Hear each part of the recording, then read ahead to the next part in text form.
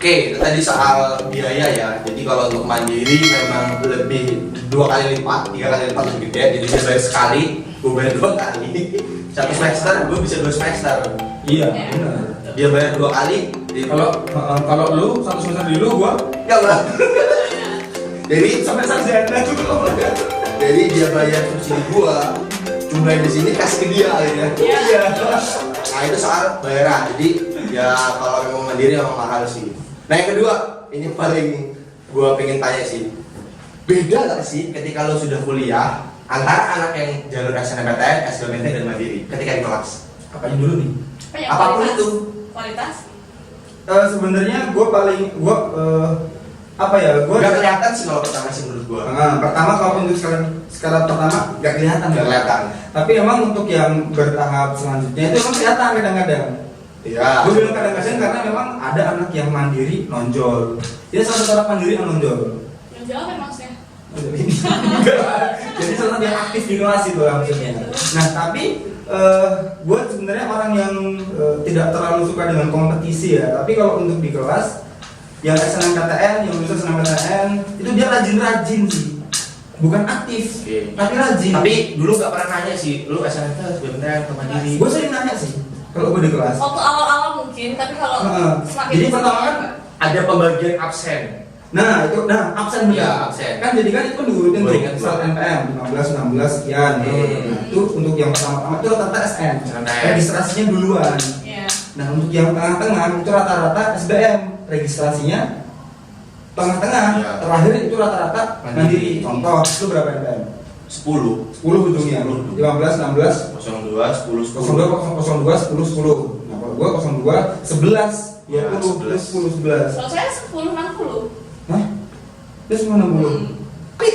Gue ngeras dulu sih bagian atas sama SNM Iya. sih gue nanya dulu. Iya sih. Mungkin beda sistemnya ya. Atau acak Apa kalau misalnya Kalau 11 itu enggak sih, untuk ya. yang divisi?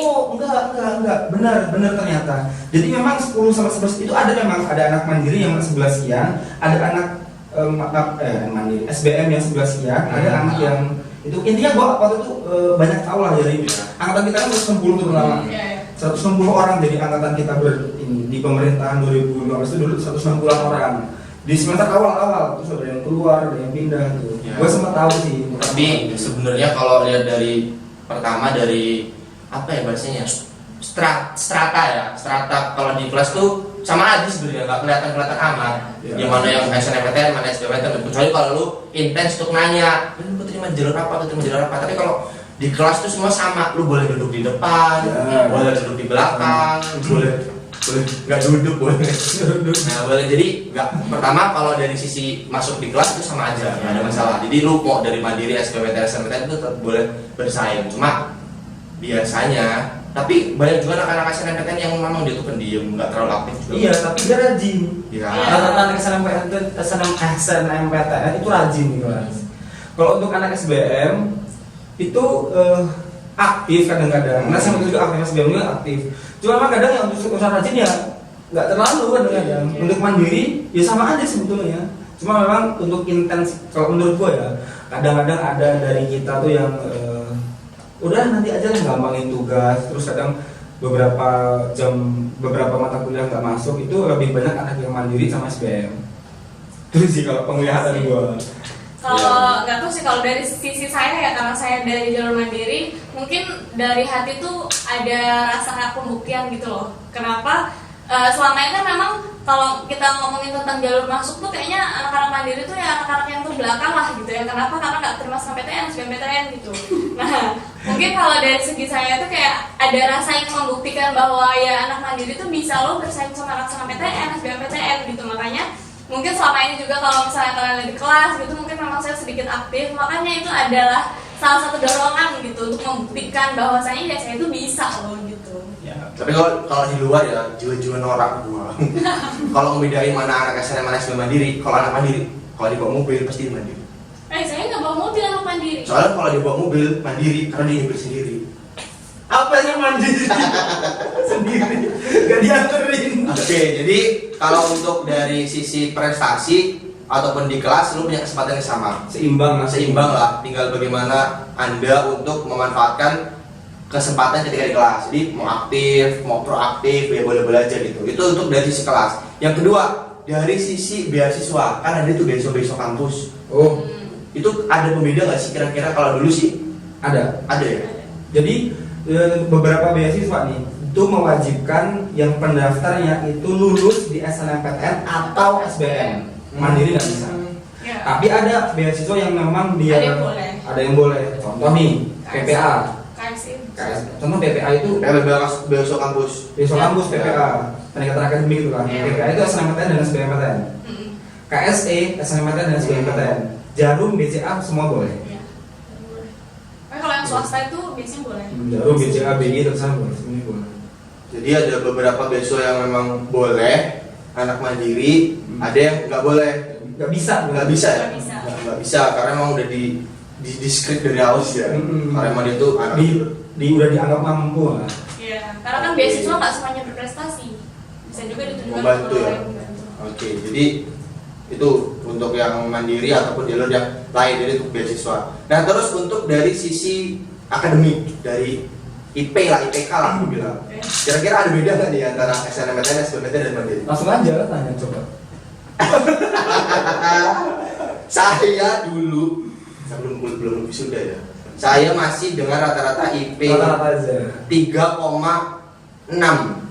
Berapa gitu lupa? 36. Lu? Kalau SBM dulu ya? SBM boleh. Gua rata-rata 34. 33, 34 Oke. lah gua. Kebetulan saya udah wisuda dan alhamdulillahnya saya waktu lulus itu cum laude Oh. gitu. Dan kurang dari 4 tahun. Padahal saya jalur mandiri. Oke. Jadi intinya semuanya bisa struggle lah intinya. Yang membuat seseorang tuh bisa dapat IP yang tinggi apa? Rajin. Oke, rajin. Rajin bisa. Rajin ya sebenarnya. Rajin. Cuma rajin aja. Bukan pintar. Sama keberuntungan sih. Soalnya banyak banget teman-teman saya yang kayaknya males banget di kelas, tiba-tiba kayak pas keluar IP gitu terus tiba-tiba kayak IP-nya tuh 3, berapa gitu kayaknya dia di kelas tidur mulu nih. Padahal dibandingkan kita nih yang udah rajin banget gitu, terus ketika nilainya keluar, kita kayak cuman di bawah dia gitu kayak rasanya kayak Kaget. gue selama ini kayak belajar gitu. Itu loh. Ada sih memang beberapa kaget loh. Bukan beberapa, banyak. Banyak Dia bisa banget. duit gede ya. Ya kok bisa? Rajin. Ini satu. Charter itu berpengaruh nggak? Sangat. Sangat. Ada beberapa yang berpengaruh sih. Ada beberapa yang mengalami. Gue dulu pernah. Lu dulu. Saya dulu pernah ada dosen yang mau galak banget ya. Sekarang ya udah nggak ada lah, udah meninggal pokoknya. Jadi dulu tuh gue tuh caper banget gitu loh, sering nanya, aktif. Bahkan gue pernah satu momen ketika presentasi, dia tuh bu bapak itu tuh mewajibkan seluruh mahasiswa tuh beli buku yang dia adain. Gitu. Jadi harus pakai buku dari dia. Gitu. Gue dulu pernah waktu presentasi, gue suruh seluruh mahasiswa, teman-teman tutup bukunya. Gue pengen ngejelasin, gue pengen show off gitu ya. Pengen show off, pengen ngejelasin. Baru gue mau nulis di papan tulis, langsung kamu ngapain gitu. Siapa yang nyuruh kamu kayak gitu? Gue masih ingat itu di kelas bawah. Gue langsung akhirnya ini mau ngejelasin pertanyaan. Siapa yang nanya gitu? Terus ada satu anak kesayangannya dulu, ternyata akhirnya dia yang disalahin karena dia salah dalam bertanya sih, nggak sesuai dengan tema. Ada kesayangannya. Jadi ada beberapa dosen yang caper itu lu nggak ngaruh gitu. Ada dulu pernah gue inget banget, dia itu cewek ya. Dia tuh capernya bahkan sampai ketika dosen udah keluar di tangga dia nyamperin, Bu saya bantuin angkat ya. Saya bantuin angkat bukunya, saya bawain tasnya gitu. Tapi ya nggak ngaruh juga nilainya sama aja. Tapi kalau gue capernya bukan ke arah sana sih. Beda gue capernya. Oke lah kadang kita bertanya di kelas ya. Ya kadang kita aktif di kelas itu berpengaruh memang, kadang keaktifan, kadang suka ada dosen itu bapak itu memang. Tapi coba lu ke misal yang mata kuliah politik, lu nanya bagus nilai lu. Nah tapi memang ada orang dosen yang gua nggak ke arah sana. Ada yang ya kita semua lah bertiga nggak pernah dapat nilai di bawah A. Sama pembimbing organisasi.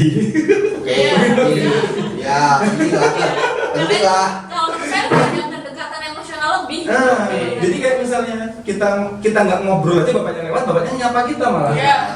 Dipanggil Fedi, Pipi, Kal ngobrol. Itu ada pasti. Itu melalui organisasi yang dia bina. Iya. Iya. Gitu. Banyak faktor sih sebenarnya masalah itu. Nggak bisa dijadiin satu. Tapi perlu teman-teman ketahui dan ingat bahwasanya beda loh antara kedekatan guru SMA dengan dosen. Ya. ada yang beberapa guru SMA itu dekat, murid dekat sama guru SMA itu melebihi dengan batas gitu loh. Ada yang gini. Tapi kalau dosen lu dekat, tapi lu harus tetap sopan. Iya. Lu harus tetap menghormati dan bahwasanya lu tuh respect kalau dia tuh punya banyak ilmu yang lu butuhin. Iya. Jadi beda memang. Jadi kalau memang di SMA tuh rata-rata dekatnya emosional gitu kan. Iya. Gitu, emosional. Tapi kalau di sini dekatnya dalam arti you proud. Ya. Lu bangga dengan dia dan lu appreciate Ya, dan lu harus punya kemampuan intelektual yang bagus. Tapi dekatnya dalam hal kalau itu sih. misalnya ya kalian sadari sebenarnya kalau di jurusan kita itu memang dosennya tuh terkesan dosen-dosen yang galak loh, dan itu memang cara mendidiknya tuh beda sama dosen-dosen di jurusan lain gitu. Kalau di suatu fakultas ya. Iya, karena kita tuh untuk ngobrol kayak pribadi gitu sama dosen tuh bener-bener nggak bisa kalau di jurusan pemerintahan. Tapi di jurusan lain itu masih memungkinkan mereka tuh untuk curhat gitu-gitu. Tapi kalau di jurusan kita nggak ada. Memang berapa sih ada dosen-dosen yang dekat dengan kita juga Iya. ada yang kayak gitu. Tapi nggak sampai yang bisa deket banget gitu loh istilahnya. Ya. Jadi lu perlu adaptasi lah ya. Jadi nggak semua dosen sama. Beda. Lu perlu adaptasi, intinya lu boleh pertama nyari informasi dulu lah. Jadi kayak misalnya menerkan-terkan dulu kan pertama gimana Kulturnya. Kepribadiannya gimana. Dari sisi mana lu harus deketinnya. Benar. Jadi penting untuk beda loh kalau kuliah itu nggak sama kayak SMA gitu. Lo harus ada sesuatu yang lo improve lebih besar lagi, harus lo naikin upgrade lebih bagus lagi, baik itu dari intelektual, kemampuan, sikap. Ada juga dosen yang itu appreciate dengan lu, bukan dengan kita. Dengan kita sedikit lampin karena sedikit aktif. Dengan lu karena lu ketua kelas. Langsung tuh. Ya benar. Itu ketua kelas tuh jadi salah satu sarana untuk lu kenal sama dosen. Kan dikit-dikit yang dipanggil ya. Ya, ketua kelas ambilin spidol, babu sih sebenarnya. tapi justru itu gue buka-bukaan ya. Ada beberapa tugas yang gue tuh malah gue kerjain akhir-akhiran. Nanti dulu lah, teman-teman gue kumpul dulu. Dia nyantai, deadline-nya ini. Yang bikin deadline gue sendiri gitu. Misal bapaknya jam sekian gitu. Gue bilang agak awal sama teman-teman jam sekian ya hari ini ya kumpul gitu. Udah selesai. Mereka yang akhirnya datengin gue di kos didatengin sama teman-teman lo untuk kumpul tugas dan sebagainya gitu. Nah, jadi ketua kelas itu justru malah jangan takut dan jangan pula terlalu ini juga proaktif. Gue pengen jadi ketua kelas juga. Lu diam aja tapi lu humble dengan teman-teman lu. Jadi ketua kelas itu jadi salah satu sarana untuk bisa lu dekat sama dosen dan itu penting juga sih. Ya itu untuk dari sisi akademik. Yang 1, 2, 3 ada 4 pertanyaan. Yang ketiga ya? Gimana sih lu? Pertama dari sisi kelas, terus beasiswa, akademik. Yang keempat dari sisi pertemanan. Ada gak? Karena gue ngerasa dulu ketika kuliah ada kayak kalau dulu SMA mungkin ada geng. Di kuliah pun ada geng anak-anak yang memang dia tuh mandiri, anak-anak yang rajin, anak-anak kampung, orang desa ada. Cuma kalau menurut gua dulu nih ya, kalau menurut gua di sini gengnya ada jelas banget malah ketara gitu. Cuma lebih mikir orang-orangnya karena udah dewasa sih. Udah mikir, jadi ya terserah lu mau berteman sama siapa aja, lu ngegeng sama siapa aja, ya it's okay gitu. Kita semua udah ngerti lah intinya. Contoh nih, gue dari kampung tapi begitu kesini pertama teman gue bukan dari kampung. Ada teman gue yang sekarang udah keluar itu bukan dari kampung, anak sini tuh, dulu sering tawuran. Ada yang dari kampung memang. Kalau menurut saya kalau masalah geng itu sesuai kebutuhan sih. Maksudnya kayak misalnya kamu pengen rajin ya kamu akan mengikuti anak-anak yang rajin gitu. Kalau kamu pengen hedon ya kamu akan mengikuti anak-anak hedon gitu. Dan ya maksudnya ngalir aja sih, nanti juga kamu akan menemukan geng kamu sendiri gitu sesuai dengan kepribadian kamu. Ngaruh sama pengeluaran loh. Ya. Ya. Jadi dulu ini gua katakan geng atau bukan ya? Geng atau bukan terserah lah. Jadi kelompok kecil, kelompok belajar lah. Yang terbentuk gak sengaja karena pembagian kelompok biasanya. Jadi yang sering kan tugas kelompok, yang sering pakai kelompok itu pasti ya udah itu aja.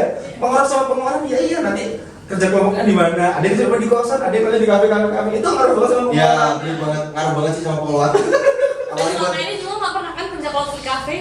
Pernah loh. Kapan? Pernah loh, gue itu tapi kalau makin intensitasnya aja. Satu momen ya ketika lu pintar, justru lu makan dapat banyak pemasukan. Ya. Ada beberapa teman-teman lu yang akhirnya gua lu kerjain nanti berapa gue yang print, gue yang bayar gitu. Ada temen gue setiap tugas tuh pasti dapat 200 lebih. Ya. Ada sih.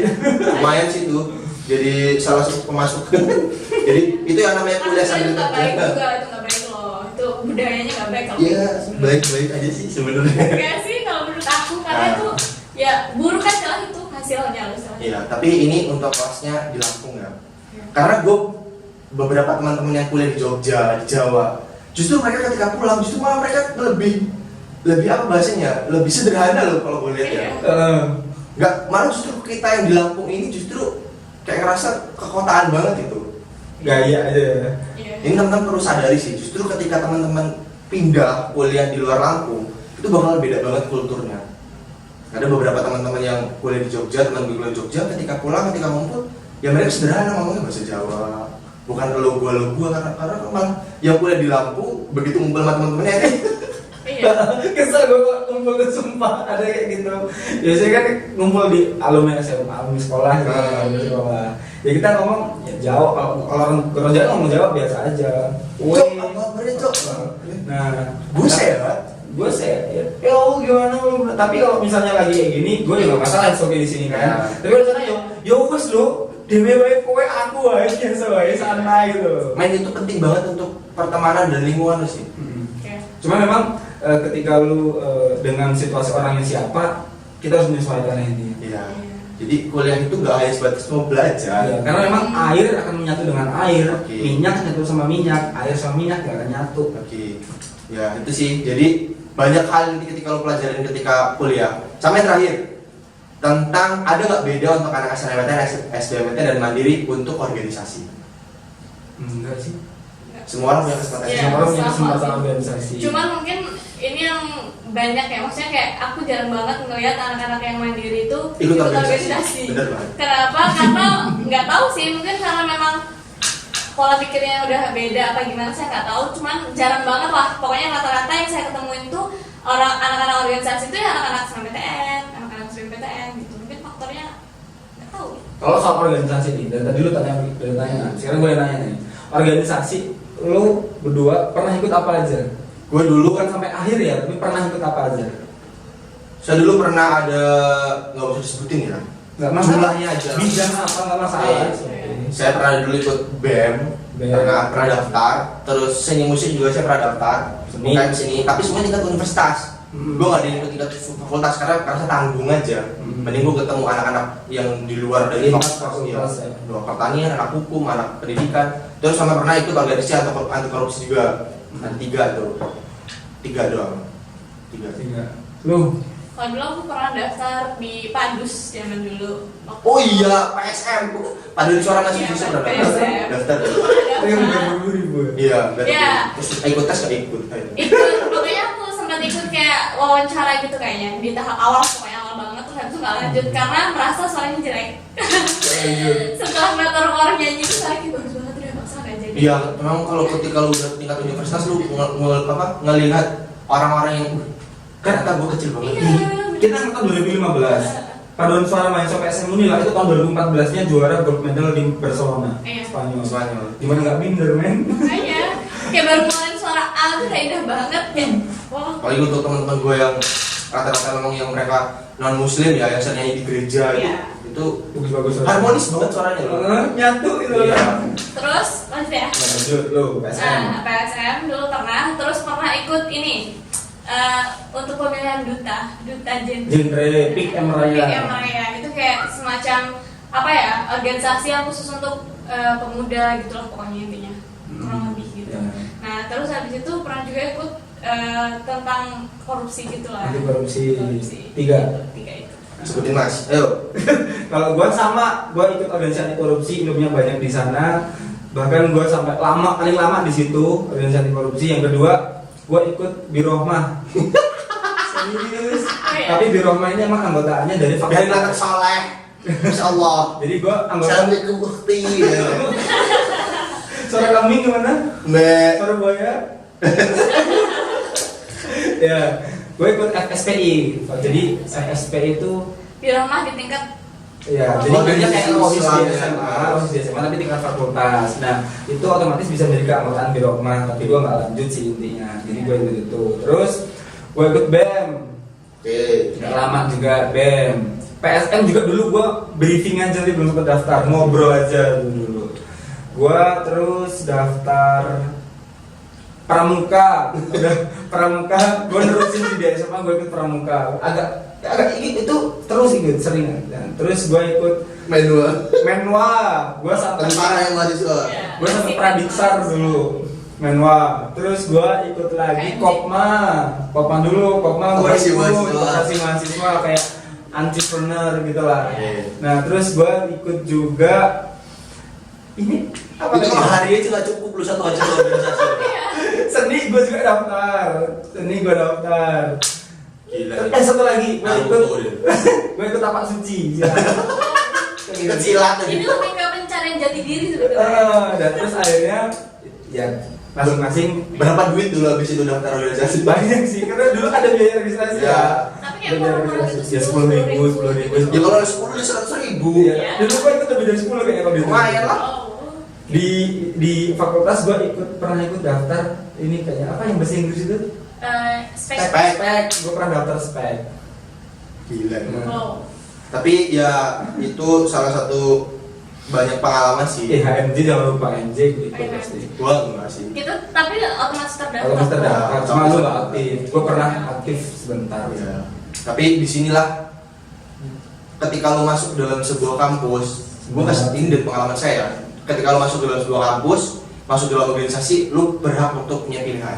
Meskipun berapa banyak pun organisasi yang lo ikutin, mau itu jurusan sekalipun yang wajib, tapi kalau ngerasa lo itu gak sejalan dan gak sepemikiran atau rasa kayaknya gak terlalu dibutuhin banget, Itu tuh lu boleh pinggirkan, bukan ditinggal ya, boleh pinggirkan, tidak terlalu diprioritaskan, tapi lu prioritaskan organisasi yang memang benar-benar lu butuhin. ya, you have choice. Ya, Karena kalau menurut saya memang organisasi itu tempat kita belajar gitu. Ya. Selain di kampus, di kelas gitu ya istilahnya. Karena kalau belajar di kelas tuh paling sehari itu maksimal cuma 4 jam.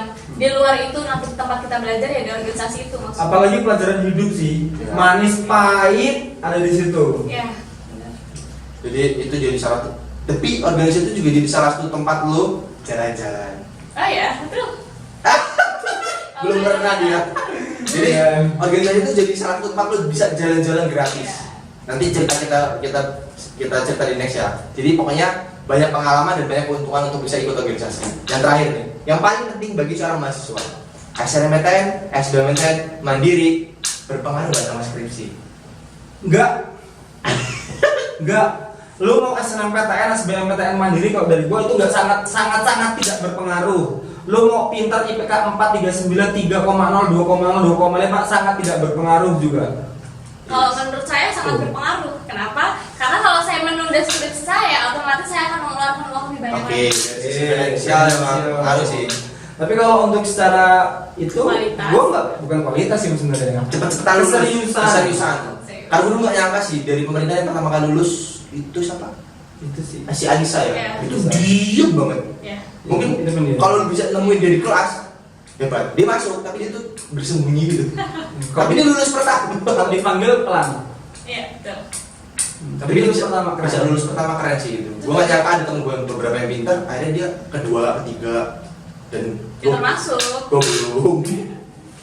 Ya, gitulah. Ya, Jadi sebenarnya memang skripsi itu kan soal rajin dan ingin segera itu ya, aja. rajin dan serius dan segera. Jadi bukan soal pintar. Itu tentang suara hati juga sih. Iya, benar. Masa suara rakyat. Iya. Jadi konklusi atau kesimpulannya adalah mau lu SNMPTN, SBMPTN atau mandiri, semuanya bisa unggul. Iya. Dimanapun itu, di jalur apapun itu, di tempat apapun itu, lu tetap bisa unggul tergantung bagaimana kamu mau mengambil pilihan atau mengambil sikap. Betul. Itu kalau dari saya ada pesan ke teman-teman. Dan itu juga bukan berarti lu SNMPTN, SBMPTN mandiri, termasuk lu jalur apa aja lu memiliki kesempatan yang sama. Mau lu D3 vokasi, mau lu PMPAP kalau di Unila, mau lu jalur prestasi, mau lu paralel sama aja. Sama aja. So nggak ada pembedaan, nggak ada apapun. Setelah lu jadi mahasiswa, setelah jadi mahasiswa, setelah lu kuliah ini ya, udah jadi mahasiswa, otomatis jalur gelar lu SNMPTN, SBM itu hilang. Ya lu mahasiswa aja. Iya. Gelar lu masuk lewat jalur apa aja hilang udah. Ya. Oke, nggak penting kamu masuk lewat di jalur SNMPTN, SBMPTN atau jalur mandiri, yang penting itu kualitas, dan nanti ketika kamu lulus, kamu bisa membuktikan sama orang kalau kamu tuh emang bisa dan layak untuk dapat gelar itu. Oke, itu aja Terima kasih.